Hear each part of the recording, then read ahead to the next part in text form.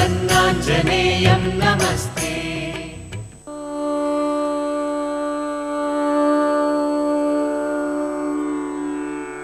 उत्तिष्ठोत्तिष्ठ सामीरि पूर्वा सन्ध्या प्रवर्तते। उत्तिष्ठ हरिशार्दूलं कर्तव्यं भक्तपालनम्। उत्तिष्ठोत्तिष्ठ कीशेष उत्तिष्ठ विजयध्वज।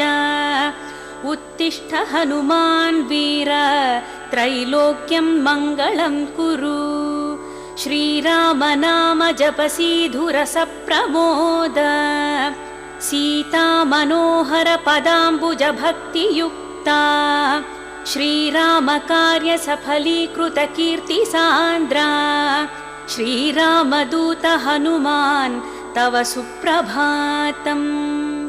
उत्तिष्ठ कीशपति रुग्म रुचि प्रदीप्त। उत्तिष्ठ केसरि तनूज महोरुतेज। उत्तिष्ठ भक्त जनपालन काङ्क्षितात्मन्। श्रीरामदूत हनुमान् तव सुप्रभातम्। श्रीकण्ठवीर्य जनिताद्भुत देवमौळे। ओङ्काररूप महितोन्नत रूपशीला। षड्वीजवर्ण ललितामल दिव्यकीर्ते। श्रीरामदूत हनुमान् तव सुप्रभातम्। क्रोडाश्ववानर मृगेन्द्र खगेन्द्र कण्ठा। पञ्चाश्वभास घन शाश्वत देवदेव। पिङ्गाक्ष वीण कृपामृत वारिराशे। श्रीरामदूत हनुमान् तव सुप्रभातम्। रक्तपिशाच भयभूत महार्तिनाशा। विद्यायुरैश्वर्य बलारिशय प्रदाता। प्रत्यक्ष देव नरकामित पारिजाता। श्रीरामदूत हनुमान् तव सुप्रभातम्। श्रीललिताञ्जलि समुद्भव रत्नदीपा। कीशेष केसरि महोदय पुत्र रत्ना। वायुर्वरात्मज महर्षि सुरासि सेव्या। श्रीरामदूत हनुमान् तव सुप्रभातम्। सपाश्वशिष्य सकलान्तर वेद वेद्या। सुग्रीवमित्र दशकण्ठ मदावहर्ता। सौमित्र जीवित सिताम्बुज पूर्ण सोमा। श्रीरामदूत हनुमान् तव सुप्रभातम्। उल्लङ्घ्य सिन्धु सिलिम्प ममानतुल्यम्। सीतापति विपुल शोक निवारणाद्यम्। विश्वासकल्पित समर्पित ज्ञानमुद्रा। श्रीरामदूत हनुमान् तव सुप्रभातम्। भक्तार्तिदूर दुरितौषु निवारणाढ्या। मोक्षप्रदायक सुमन्त्र सुदीव्यमाना। विश्वास भक्त जनवेष्टित गेहदीपा। श्रीरामदूत हनुमान् तव सुप्रभातम्। मौलीन्द्र दिव्य गणवेष्टित सन्निधाना। बिल्व प्रसून समलङ्कित पादयुग्मा। अस्रिक् प्रणाम सुमहसि स्वीकुरुष्व। श्रीरामदूत हनुमान् तव सुप्रभातम्। नित्यं स्मरामि कपिनायकमार्तिदूरम्। नित्यं स्मरामि रघुनाथ पदारविन्दम्। नित्यं स्मरामि भवदीय मनोज्ञकीर्तिम्। श्रीरामदूत हनुमान् तव सुप्रभातम्। सन्दीप्ति हेमनि भवर्न तनुविलासा। बालार्कसन्निभ मुखाम्बुज दिव्यभासा। मन्दारहार मणिहार समञ्चिताङ्गा। श्रीरामदूत हनुमान् तव सुप्रभातम्। श्रीस्पारबिन्दुनिपिडीकृत नीरजाताः। तत्तुल्यमानित सुलोचन दृष्टि सौम्याः। अस्मिन्नतेन कृपया पवमानसूनु। श्रीरामदूत हनुमान् तव सुप्रभातम्।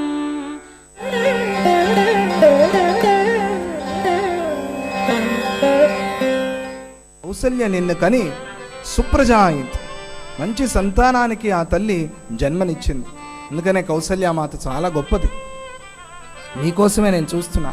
నాకు పూర్వం నేను ఒక గంధర్వుణ్ణి, తుంబురుడు అనే గంధర్వుణ్ణి. నాకు శాపం తగిలింది. నాకు రంభ విషయంలో మోహం కలిగింది. అప్పుడు ఆ సమయంలో నేను కుబేరుణ్ణి సేవించకుండా అశ్రద్ధ చేశాను. ఆ కుబేరుడు నన్ను శపించాడు. ఆ శాపం వల్ల నేను రాక్షసుని అవ్వాల్సి వచ్చింది. ఆ సమయంలో శాప విముక్తిని కూడా చెప్పారు. శ్రీరాముడు వచ్చి ఎప్పుడైతే నిన్ను కొడతాడో అప్పుడు నీకు శాప విముక్తి కలుగుతుంది అని. అందువల్ల స్వామి సంశయించుకు, సంకోచం లేకుండా ఒక పెద్ద గోతిని తవ్వి ఆ గోతిలో నన్ను పడేసాయి, నేను ముక్తికి వెళ్తాను. వాడే అడిగాడు. అప్పుడు శ్రీరాముడు వాడిని నేల మీద వేసి లక్ష్మణుడిని గోతి తవ్వమన్నాడు. లక్ష్మణుడు గొయ్యి తవ్వాడు. ఆ గొయ్యిలో వాడిని పడేసి వాడిని ఆ మట్టితో కప్పిపుచ్చి ఆ సమయంలో వాడికి ముక్తి వచ్చింది. హాయిగా సంచరించడానికి దివ్యలోకాలకి వెళ్తూ శ్రీరాముని స్తోత్రం చేసి రామ రామ జయ రాజా రామ, రామ రామ జయ సీతారామ, రామ రామ జయ రాజా రామ, రామ రామ జయ సీతారామ, రామ రామ జయ రాజా రామ, రామ రామ సీతారామ, రామ రామ జయ రాజా రామ, రామ రామ జయ సీతారామ, రామ రామ జయ రాజా రామ, రామ రామ జయ సీతారామ, రామ రామ జయ రాజా రామ, రామ రామ జయ సీతారామ, సీతారామ సీతారామ, శ్రీ రఘురామ శ్రీ రఘురామ. వాడు దివ్య శరీరాన్ని ధారణ చేసి రాముడికి ఒక మాట చెప్తాడు. శ్రీరామ, ఇక్కడే దగ్గరలో శరభంగ ఆశ్రమం ఉంది. ఆ శరభంగ మహర్షిని నువ్వు దర్శనం చేయి, నీకు మేలు జరుగుతుంది. చూసారా ఆ సహాయం ఎలా వచ్చిందో శ్రీరాముడికి. ఒక విఘ్నంలాగా వచ్చిన విరాధుడు వాడే దారి చూపిస్తున్నాడు. అంటే మనం ఏదైనా పరీక్ష వచ్చినప్పుడు భయపడకుండా నిలబడితే, మనం నమ్మిన దాని మీద పూర్ణ విశ్వాసంతో నిలబడితే అదే మనకు సహాయం చేస్తుంది. ఏది మనం విషం అనుకున్నామో అదే అమృతం అయిపోతుంది. విషమప్యమృతం క్వచిత్ భవేత్ అమృతం వా విషమీశ్వరేచ్ఛయ. కొన్ని సందర్భాల్లో ఈశ్వరేచ్ఛ, ఈశ్వర అనుగ్రహం ఉంటే విషమే అమృతం అయిపోతుంది, అమృతం కూడా విషం అయిపోతుంది. ఈశ్వరేచ్ఛ. అలా మన మనస్సులో దృఢమైన విశ్వాసం ఉండాలంత. దృఢం అంటే అది చెప్పలేనంత దృఢం. అది మేము దృఢంగానే ఉన్నామండి కానీ మాకు విషం అమృతం కావట్లేదు అంటే దృఢం కాలేదు అని అర్థం. పూర్ణంగా దృఢంగా ఉండాలి. ఇంకా దృఢం కావాలంటే ప్రయత్నం చేయాలి. మనం ఆ నమ్మకాన్ని విశ్వాసాన్ని బాగా బలపరుచుకోవాలి. అప్పుడు సంపూర్ణమైన సహకారం మనకు అందుతుంది. అలా శరభంగ మహర్షిని చూడు అని ఆ విరాధుడు చెప్పాడు. దివ్యమైన శరీరాన్ని ధారణ చేసి వాడు స్వర్గానికి వెళ్ళాడు. రాముడు ఆ విరాధుడు చెప్పిన దారిలో శరభంగ మహర్షి ఆశ్రమానికి బయలుదేరాడు. దూరం నుంచి ఆశ్రమాన్ని చూశాడు. అక్కడొక దివ్యమైన సన్నివేశం రాముడికి కనిపించింది. ఏమిటది అంటే మంచి గుర్రాలు, అద్భుతమైన పచ్చటి గుర్రాలు, ఆ గుర్రాలకు కట్టిన రథం. ఆ రథం పూర్తిగా భూమి మీద నించలేదు, కొద్దిగా గాల్లో అలా తేలుతోంది. దివ్యమైన తేజస్సు ఉంది ఆ ఆశ్రమం చుట్టూ. ఎవరో దేవతలు ఆ మహర్షితో మాట్లాడుతున్నారు. ఇది రాముడు దూరం నుంచి చూశాడు. ఈ దృశ్యాన్ని చూసి ఆయనకి చాలా ఆశ్చర్యం కలిగింది. మీరు ఇక్కడే ఉండండి, నేను ఒక్కడనే వెళ్ళొస్తాను అన్నాడు. రాముడు దగ్గరికి రావటం చూసి ఆ రథాలు, ఆ దేవతలు వాళ్ళందరూ వెళ్ళిపోయారు. రాముడు వెళ్ళాడు. వెళ్ళి మహర్షికి నమస్కారం చేశాడు. మహర్షి, నేను శ్రీరాముణ్ణి, దశరథపుత్రుణ్ణి, మీ దర్శనానికే వచ్చాను అన్నప్పుడు ఆయన చాలా సంతోషించి, నీకోసమే ఎదురు చూస్తున్నాను ఆయన. ఆ వచ్చిన వారు ఎవరు అని అడిగావు కదా, దేవేంద్రుడు, సాక్షాత్తుగా దేవేంద్రుడు వచ్చాడు, నన్ను తీసుకువెళ్ళడానికి వచ్చాడు. నేను అన్నాను రాముడి దర్శనం చేసుకుని వస్తాను అని. చాలామంది అంటారు జననీ జన్మభూమిశ్చ స్వర్గాదపి గరీయసి. ఇది రామాయణంలో వచ్చే అద్భుతమైన మాట. జననీ జన్మభూమిశ్చ, మాకు మోక్షం వద్దు, ఇవేవి వద్దు, ఎన్నిసార్లు జన్మించినా కూడా మన భారతదేశంలోనే జన్మించాలి, ఇదే చాలు అని. ఎందుకని ఆ దేశం మీద ఉన్న ఆ భక్తి ప్రేమ. మన దేశంలో మనం సంతోషంగా సుఖంగా ఉన్నాం, దేశం విలువ తెలుసు కాబట్టి. అలా శరభంగ మహర్షి రామభక్తితో ఈ స్వర్గాలు మోక్షాలు ఇవి కాదు నాకు కావాల్సింది, రామదర్శనం కావాలి. రామదర్శనం అయితే ఆ దర్శనమే స్వర్గంలాగా ఉంటే ఇంక మళ్ళీ స్వర్గానికి వెళ్ళాల్సిన అవసరమే ఉంది. అందుకనే నేను రానన్నాను, నీ దర్శనం చేసుకుని వస్తానన్నాను, రామ నీకోసమే ఎదురు చూస్తున్నాను అన్నప్పుడు రాముడు సీతాలక్ష్మణులు కూడా పిలిపించాడు. అహం జ్ఞాత్వా నరవ్యాఘ్ర వర్తమానమదూరతః బ్రహ్మలోకం న గచ్ఛామి త్వామదృష్ట్వా ప్రియాతిథిం త్వయాహం పురుషవ్యాఘ్ర ధార్మికేణ మహాత్మన సమాగమ్య గమిష్యామి త్రిదివం దేవసేవితం. నిన్ను దర్శనం చేసే వస్తానన్నా, అందుకనే నీకోసమే ఎదురు చూస్తున్నాను. నేను సంపాదించిన పుణ్యలోకాలన్నీ నీకు ధారపోస్తాను రామ, తీసుకో వాటిని, సంతోషంగా ఆనందంగా ఉండు. అరణ్యంలో ఉన్నావు కదా, నీకు ఇవి అవసరం అవుతాయి, తీసుకో అన్నప్పుడు రాముడు ఒక పాఠాన్ని నేర్పిస్తాడు మనకి. మీరు దివ్యలోకాన్ని ఇస్తానన్నారు, చాలా సంతోషం. మీ తపస్సునంతా నాకు ధారపోస్తానన్నారు, చాలా సంతోషం. ఇలా ఎవరు చేస్తారు ప్రపంచంలో? మనం చేసే మంచి పనిని ధారపోస్తే మనం సత్సంగం చేస్తున్నప్పుడు అనుకోవాలట ఏమని, ఈరోజు సత్సంగంలో ఒక క్షణం కలిగిన ఫలం దేశానికి వెళ్ళని, దేశం కోసం పోరాడుతున్నారు కదా సైనికులు, ఆర్మీ, వాళ్ళకి వెళ్ళని, వాళ్ళు సుఖంగా ఉండని అని ప్రార్థన చేయాలట ప్రతి ఒక్కరు. వాళ్ళు అక్కడ రక్షణ చేస్తున్నారు కాబట్టి మనం ఇక్కడ సుఖంగా ఉన్నాం. వాళ్ళు లేకపోతే ఈ పాటికి దేశం ఏమైపోయిందో మనకు తెలుసు.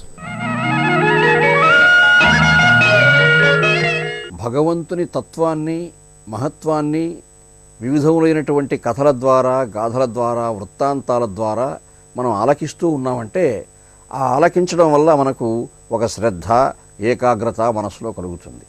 అటువంటి ఏకాగ్రత ఎంత బాగా పెరుగుతూ ఉంటే మనలో భక్తితత్వం కూడా అంత పెరుగుతూ ఉంటుంది. భగవంతునికి కూడా మన పట్ల అనురక్తి, ఆప్యాయము ఏర్పడుతూ ఉంటుంది. అది ఎలాగంటే భాగవత సేవా విశేషంబున నిశ్చల భక్తి ఉదయించు అన్నాడు.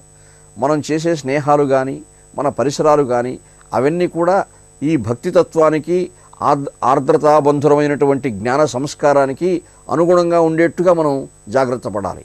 అటువంటి భాగవత విశేషం చేత నిశ్చల భక్తి ఉదయించు. భక్తి గలుగా రజస్తమో గుణ ప్రభూతంబులైన మనోవికారంబులకు హృదయంబు వశంబుగాక సత్వగుణంబునం ప్రసన్నంబగు. ఈ భక్తి యొక్క ప్రయోజనం ఏమిటంటే మనస్సులో ఈ భక్తితత్వం పెరిగే కొద్దీ మనం ఒక ఆర్ద్రతాబంధురమైనటువంటి సంస్కారానికి అలవాటు పడతాం. తాళపాక అన్నమాచార్యుల వారు ఏమంటారంటే, ఎదుట ఎవ్వరు లేరు ఇంతా విష్ణుమయము వదలక హరిదాస వర్గమైన వారికి. కేవలం నేను హరిని భజిస్తున్నాను, విష్ణుదేవుని ఉపాసిస్తున్నాను, విష్ణుదేవుని కీర్తిస్తున్నాను అంటే చాలదు. మనము సర్వభూతాంతర స్థానాధీశ్వరుడైనటువంటి ఆ విష్ణుదేవుని, ఆ హరిని చీమ దగ్గర నుంచి బ్రహ్మ వరకు కూడా ప్రతి జీవిలో మనం చూడగలగాలి. ఆ పరమాత్మ చైతన్యాన్ని మనం దర్శించగలగాలి. అలా దర్శించినప్పుడు ప్రతి జీవిలోనూ ఆ పరమాత్మ చైతన్యమే ఉన్నది కాబట్టి మనం ఎవరిని దూషించే అవకాశం లేదు, ద్వేషించే అవకాశం కూడా లేదు. అదే చెప్పారు, ఎదుట ఎవ్వరు లేరు ఇంతా విష్ణువయము వదలక హరిదాస వర్గమైన వారికి.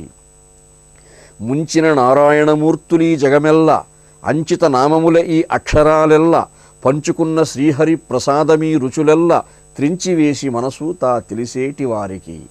చేరి పారేటి నదులు శ్రీపాద తీర్థమే భారపు ఈ భూమి తన పాదరేణువే. సారపు కర్మంబులు కేశవు కైంకర్యంబులు ధీరులై విచారించి తెలిసేటి వారికి. చిత్తములో భావమెల్ల శ్రీవెంకటేశుడే హత్తిన ప్రకృతి ఎల్లా ఆతని మాయే. మత్తిలి ఈతని కంటే మరి లేవు ఇతరములు తిత్తి దేహపు బ్రతుకు తెలిసేటి వారికి అని ఈ సంకీర్తనలో తాళపాక అన్నమాచార్యుల వారు పరమాత్మ పట్ల ఎటువంటి అనురక్తిని మనం అలవర్చుకోవాలి, పరమాత్మను ఉపాసించడంలో ఎటువంటి మెలకువలు మనం పాటించాలి, ఎంత చైతన్యాన్ని మనం కలిగి ఉండాలి అన్న అంశాలు బాగా స్పష్టంగా చెప్పారు. నిజంగా మనం పరమాత్మను ఉపాసించే వాళ్ళం అయితే ఏ జీవిని చూచినా ఆ జీవిలో ఉన్నటువంటి చీమలో ఉన్న చైతన్యం కానీ, మరొక జంతువులో ఉన్న చైతన్యం కానీ, అందువల్ల బోధద ఏర్పడుతుంది, సాటి జీవుల పట్ల కారుణ్యం ఏర్పడుతుంది. అవన్నీ పరమాత్మ యొక్క చైతన్యంలో ఉన్నటువంటి అంశాలనే భావన మనకు కలుగుతుంది. కాబట్టి మనం ఎవరిని ఇక విమర్శించడానికి కానీ ద్వేషించడానికి అవకాశాలు ఉండవు. అదే ఎదుట ఎవ్వరు లేరు ఇంతా విష్ణుమయము వదలక హరిదాస వర్గమైన వారికి ముంచిన నారాయణమూర్తులు ఈ జగమెల్లా. ఎక్కడ చూసినా నారాయణమూర్తులే ఉన్నారు, జీవులంతా నారాయణమూర్తి యొక్క అంశమే అనుకున్నప్పుడు ఎవరు విమర్శించుకోగలరు? అప్పుడు ఇక సుహృద్భావం వస్తుంది ప్రపంచంలో అంతా కూడా. ఈ సుహృద్భావంతో కూడిన వాతావరణం వచ్చిందంటే సర్వ సౌభ్రాతృత్వంతో కూడినటువంటి ఒక గొప్ప శాంతి స్థాపనకు అవకాశం ఉంటుంది. ఈ అంశాలన్నీ కూడా భక్తితత్వంలో లీనమై ఉన్నాయి. భక్తిలో అంతర్లీనమై ఉన్నటువంటి గుణాలు ఇవి. కేవలం పరమాత్మను పొగడ్డమే భక్తి అనుకోకూడదు. పరమాత్మ తత్వాన్ని సృష్టిలో చూడగలగడం అన్నదే గొప్ప భక్తి యొక్క సిద్ధాంతము అన్నది మహర్షులు చెప్పారు, భాగవతాదులు అదే చెప్తూ ఉన్నాయి. త్రించి వేసి మనసు తా తెలిసేటి వారికి అంటాడు అన్నమాచార్యుల వారు. అంటే మన మనస్సు కానీ మన శరీరం కానీ హఠాత్తుగా ఏదైనా ఆలోచించిందంటే కొన్ని చెడు భావాల గురించి ఆలోచిస్తుంది. అంటే అవగాహన లేదు కాబట్టి, జ్ఞానం పట్ల అవగాహన లేదు కాబట్టి హఠాత్తుగా మనకు వచ్చే భావాలన్నీ కూడా అందులో చెడు ఎక్కువగా ఉండొచ్చు. అది మనం పోగొట్టుకోవాలి అంటే మనస్సును త్రించి, మేనును త్రించి, అంటే మానసిక లక్షణాన్ని కూడా త్రించి వేయించి, అంటే బుద్ధి విచక్షణతో బాగా ఆలోచించామంటే మనకు సత్యం బోధపడుతుంది. చేరి పారేటి నదులు శ్రీపాద తీర్థమే. ఈ సృష్టి ఎన్ని అరణ్యములు, ఎన్ని నదులు, తార గ్రహ నక్షత్ర స్ఫార వ్యాపారములను, భవన స్కంధ వార నిబంధ స్థితులను, ఈ అప్రమేయ అద్భుతమైనటువంటి ఈ సృష్టికంతా కూడా ఎవరైతే అధినాథుడు ఉన్నాడో ఆ అధినాథుని తత్వాన్ని మహత్వాన్ని మనం ఏకాగ్రతతో పరిశీలించగలగాలి. అంటే ప్రకృతిని ఆరాధించాలి. ఈ పంచభూతాత్మక ప్రకృతి అంతా కూడా పరమాత్మ చైతన్యం వ్యాపించి ఉంది కాబట్టి పంచభూతాత్మకమైనటువంటి ఆకాశము, వాయువు, అగ్ని, నీరు, భూమి ఇటువంటి 5 భూతాలుగా వ్యాపించి ఉన్నటువంటి ఈ సృష్టిలో అణువులో పరమాత్మను దర్శనం చేయగలిగిన సంస్కారాన్ని మనం కలిగి ఉండాలి. అందుకే చెప్పారన్నమయ్య, చేరి పారేటి నదులు శ్రీపాద తీర్థమే, భారపు ఈ భూమి తన పాదరేణువే. భగవంతుడు విరాణ్మూర్తి. ఆ విరాణ్మూర్తి యొక్క విరాట్ స్వరూపుని యొక్క పాదరేణువు ఒక ధూళి కణం ఈ భూమి. అటువంటి భూమిలో మనం ఎంత మాత్రం ఉంటాం? ఇక అణురణీయాన్ మహతో మహీయాన్ అన్నట్టుగా అణువులో అణువో ఇంకా ఆ పరమాణువులో పరమాణువో అలా అయి ఉంటాం తప్ప మనమేమి విర్రవీగడానికి అవకాశాలు లేవు. సారపు కర్మంబులు కేశవు కైంకర్యంబులు. మనము 10 మందికి ఉపయోగపడే ఏ మంచి పని చేసినా కానీ అది సారవంతమైన కర్మ. అటువంటి సారవంత కర్మలు చేసే కొద్దీ మనం భగవంతునికి దగ్గరగా వెళుతూ ఉంటాం. ఇక కేవలం మనం దేవాలయానికే వెళ్ళి అక్కడ కొబ్బరికాయలు కొట్టి మొక్కునంత మాత్రాన పరమాత్మ ప్రసన్నుడు కాడు. సారవంతమైనటువంటి మంచి పనులు చేయడం వల్ల చాలా ప్రసన్న అవుతాడని చెప్తున్నారు అన్నమాచార్యుల వారు. సారపు కర్మంబులు కేశవు కైంకర్యంబులు ధీరులై విచారించి తెలిసేటి వారికి చిత్తములో భావమెల్ల శ్రీవెంకటేశుడే హత్తిన ప్రకృతి ఎల్లా అతని మాయే. ప్రతి జీవుడు మంచి పనులే చేయాలని అనుకుంటాడు. 10 మందికి బాగా ఉపయోగపడేట్టుగా ఉండాలి, మంచి పేరు తెచ్చుకోవాలి, కీర్తి ప్రతిష్టలు కావాలని కోరిక అందరికీ ఉంటుంది. కానీ తదనుగుణంగా మంచి పనులు చేయడానికి కావాల్సినటువంటి యంత్రాంగాన్ని అలవర్చుకోవడం మర్చిపోతారు. అలా ఆ యంత్రాంగం మనం ఎందుకు కైవసం కావడం లేదు, మనకు స్వాధీనం కావడం లేదు అంటే ఏదో ఒక మాయ అడ్డుపడుతూ ఉంటుంది. విద్యార్థి పరీక్షలు రాయాలి, శ్రద్ధగా చదివి బాగా పరీక్షలు రాశాడంటే ఉత్తమోత్తమ స్థాయిలో ఆయన ఉత్తీర్ణుడైపోతాడు. కానీ చదవకుండా మనస్సులో ఏదో ఒక అడ్డంకి ఎప్పుడూ వస్తూ ఉంటుంది. మనస్సు వేరే విషయాల వైపు లాగుతూ ఉంటుంది. అదే మాయ. ఆ మాయను జయించాలి అంటే ఆ మాయను జయించిన వాడు కానీ అంతఃశత్రువుల్ని జయించలేడు, బహిశత్రువుల్ని జయించలేడు. అలా జయించాలి అంటే చిత్తములో భావమెల్ల శ్రీవెంకటేశుడే. మన మనస్సులో అంతా పరమాత్మ తత్వాన్ని నింపుకోగలిగితే వాళ్ళకి ఇది సులభంగా మాయను జయించగలరు అని ఈ తత్వాన్ని మహత్వాన్ని అన్నమాచార్యుల వంటి ఆచార్య పురుషులు ఎందరో మహానుభావులు చెప్పారు. భక్తి యొక్క ప్రయోజనం అది. భక్తి గలుగ రజస్తమో గుణ ప్రభూతంబులైన మనోవికారంబులకు హృదయంబు వశంబుగాక సత్వగుణంబునం ప్రసన్నంబగు. రజస్సు, తమస్సు, సత్వము ఈ 3 గుణాలు ఉన్నాయి మానవులకి. ఈ 3 గుణాల్లోనూ రజస్సు అన్నది రాజసాన్ని కలిగించే గుణం. నన్ను మించిన వాడు లేడు అనే అహంకారం ఉంటుంది. తమస్సు అంటే అటువంటి వాడు ఎవరు చెప్పినా వినడిక, దుర్మార్గుడు, అన్ని దుష్టకార్యాలు చేయాలని ఆసక్తి, నాకు ఒకరు చెప్పేది ఏమిటి, నాకు అన్నీ తెలుసు అంటుంటాడు. కానీ సత్వగుణం అంటే అలా కాదు. సత్వగుణంలో జ్ఞానం ఇమిడి ఉంది, భక్తి ఇమిడి ఉంది, ప్రశాంతత ఇమిడి ఉంది. యమ నియమ ఆసనాది యోగభూమిక అంతా కూడా ఈ సత్వగుణంలో ఉంది. కాబట్టి జీవులందరూ సత్వగుణాన్నే అలవర్చుకునే ప్రయత్నం చేయాలి. ఆ సత్వగుణము అన్నది ఈ భక్తితత్వం చేత తప్పకుండా మనస్సులో మనకు దినదిన ప్రవర్ధమానం అవుతుంది.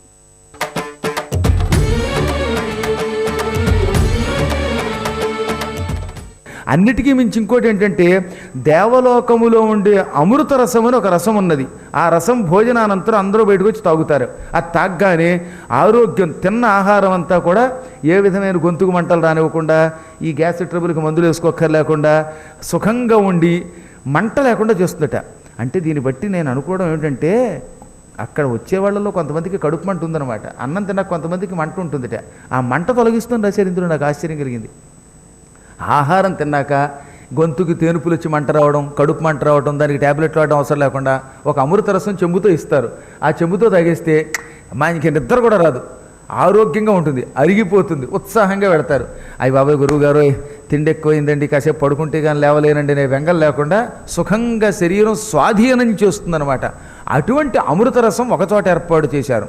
తాంబూలాలు కూడా ఏర్పాటు చేశారు. అక్షతలు ఈ పెళ్ళిళ్ళలో వాటిలో జల్లుకోవడానికి పనికొచ్చేవి. పన్నీరు బుడ్లు గంధం జల్లుకునేవి. గంధము పొయ్యరుగా పన్నీటి గంధము పొయ్యరుగా అని పాటలు పాడుకునే వాళ్ళకి పన్నీటి బుడ్లు, గంధం పూసుకునే వాళ్ళకి గంధాలు ఉన్నాయి. ఇవన్నీ ఉన్నాయి. ఇవి కాకుండా ప్రత్యేక స్విమ్మింగ్ పూల్స్, హాయిగా ఈత కొట్టే కొలనులు కూడా ఏర్పాటు చేశాట.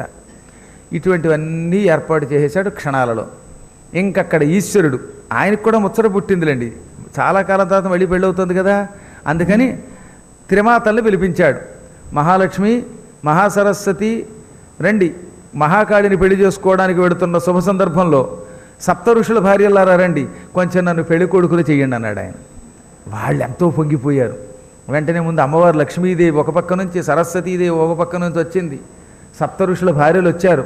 స్వామివారికి ఒళ్ళంతా నలుగు పెట్టారు. ఆ మంగళ విగ్రహాన్ని అసలు తాకే యోగం ఎన్ని జన్మల పుణ్యం ఉంటే వస్తుంది? ఆయన్ని శుభ్రంగా స్నానం చేయించాలి. ఒళ్ళంతా నలుగు పెట్టాక నీళ్లు కావాలిగా. ఇక నీళ్ళకి ఎక్కడికి వెళ్ళాలండి? ఆయన గంగాధరుడు, నెత్తి మీదే ఉంది గంగ, వేరే గంగ దగ్గరికి వెళ్ళక్కర్లా, రామతీర్థానికి వెళ్ళి కింద తలకాయ పెట్టక్కర్లా. ఇప్పుడు అరుంధతీదేవి దగ్గరకు వచ్చి, స్వామి మరి స్నానం చేయాలి కదా, నీళ్ళు ఎక్కడా అని అడిగితే పక్కనవి భారతీదేవి, ఆయన అసలు స్నానం ఎందుకులేండి, ఆయన ఎప్పుడు పచ్చి అనుగుతోలు కట్టుకుంటాడు, వేరే స్నానం ఎందుకు, నలుగు పెట్టి అలా వదిలేద్దాంలేండి అంది. హాస్యం. అప్పుడు లక్ష్మీదేవి అంది, ఎందుకమ్మా మా పాల సముద్రానికి తీసుకొస్తే అందులో బుడుంగుని రెక్కబుచ్చుకుని ముంచుదాం అనగానే పక్క నుంచి శచీదేవి మొదలైన వాళ్ళు వచ్చి, ఏమి స్వామి ఇంత హాస్యం ఆడుతున్నారు, నీళ్లు నీళ్లు అనగానే ఆయన చిరునవ్వు నవ్వి అలా పైకి చూశాడు. ఆ జటాచూటంలోంచి పైకి లేచింది, పెద్ద పెట్టిన జలధార వచ్చింది. ఆ జలధారతో స్వామివారు హాయిగా స్నానం చేశారు. ఈ జలధార పక్కన వేళాకోళం వాడిన వాళ్ళు అందరి మీద కాసిన పోశాడు. వాళ్ళందరూ బాబు మా అమ్మలు తడిపేస్తున్నాం, మా అమ్మలు తడుపుతున్నాం అన్నారు అని వాళ్ళు పక్కకి వెళ్ళి మళ్ళీ కొత్త చీరలు కట్టుకోవాల్సి వచ్చింది. అందుకే శివుడి దగ్గర వేళాకోళం పడితే బట్టలన్నీ తడిసిపోతాయి, జాగ్రత్త. ఇలా అందరినీ స్నానం చేయించాడు ఆయన. శుభ్రంగా మంగళ స్నానం చేయించాడు. నెత్తి మీద గంగ ఉంటే ఎంత లాభం, వేరే స్నానానికి ఎక్కడికి వెళ్ళాలి? అవబృత స్నానం చేయడం ఎంత తేలిక. ఎప్పుడో ఒకప్పుడండి ఇలా శివపురాణం అయ్యాక మన అవబృత స్నానానికి ఎక్కడికి వెళ్లకుండా ఆయన్నే పిలిచేద్దాం. ఒక్కసారి జటాజూటం విప్పాడా హాయిగా మన అందరి మీదకి ధారలు పడిపోతాయి అన్నమాట.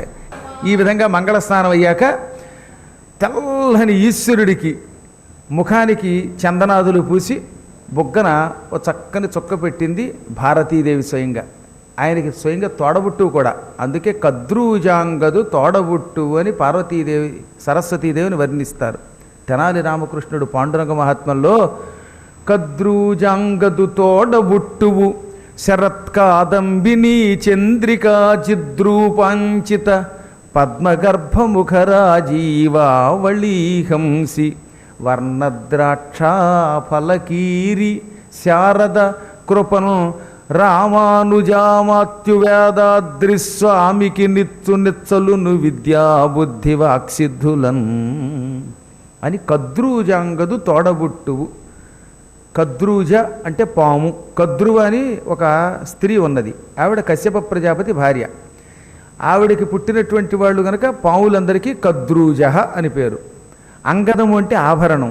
పాములను ఆభరణములుగా ధరించేటటువంటి ఈశ్వరుడికి తోడబుట్టు. అందుకే అన్నా చెల్లెళ్ళిద్దరూ ఒకే రంగులో ఉంటారు. అన్నగారు ఎంత తెల్లగా ఉంటాడో సరస్వతి కూడా అంత తెల్లగానే ఉంటుంది. ఎప్పుడు బొగ్గన చుక్క పెట్టే బాధ్యత చెల్లిదే. అందుకని ఆవిడ పరుగు పరుగును వచ్చి ఆయనకి బొగ్గన చుక్క పెట్టిందనమాట. ఇప్పుడు అలంకారాలు చేయవలసిన బాధ్యత లక్ష్మిది. అందుకని మంచి కిరీటం ఒకటి పెట్టింది. కిరీటం మీద చంద్రుడిని పట్టుకొచ్చి అమర్చింది. ఏదో బంగారంతో చేయించిన చంద్రుడు కాదు, ఒరిజినల్ చంద్రుడు పీక్కొచ్చి ఇక్కడ పెట్టారు. श्रीयाञ्जनेयं नमस्ते प्रसन्नाञ्जनेयं नमस्ते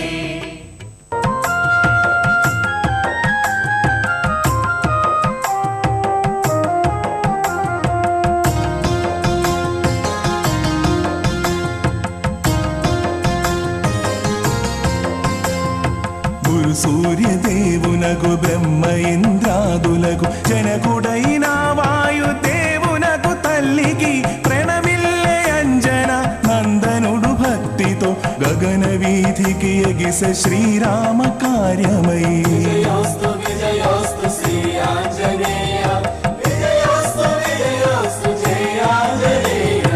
గురు సూర్యదేవునకు బ్రహ్మ ఇంద్రాదులకు జనకుడైన వాయుదేవునకు తల్లికి ప్రణమిల్లే అంజన నందనుడు భక్తితో గగన వీధికి ఎగిస శ్రీరామ కార్యమై.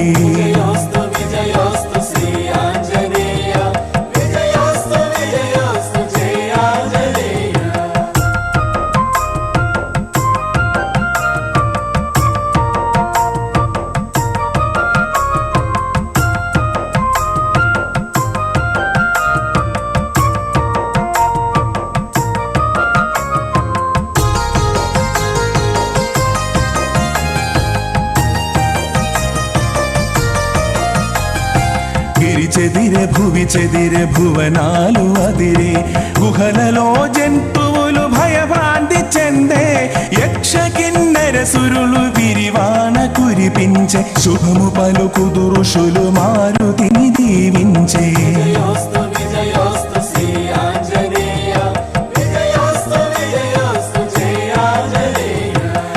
చెదిరే భువి చెదిరే భువనాలు అదిరే గుహలలో జంతువులు భయభ్రాంతి చెందే యక్ష కిన్నెర సురులు విరివాన కురిపించే శుభము పలుకుదు ఋషులు మారుతిని దీవించే.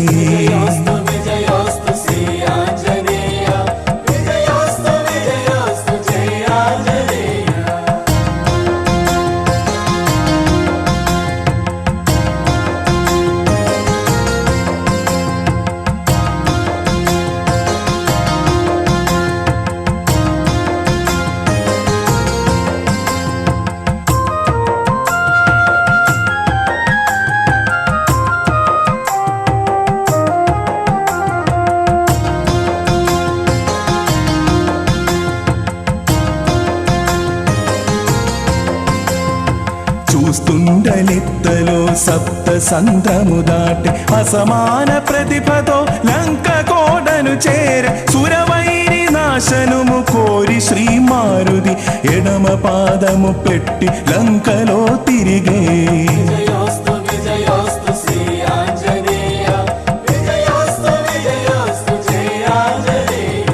చూస్తుండలెత్తలో సప్త సంద్రము దాటి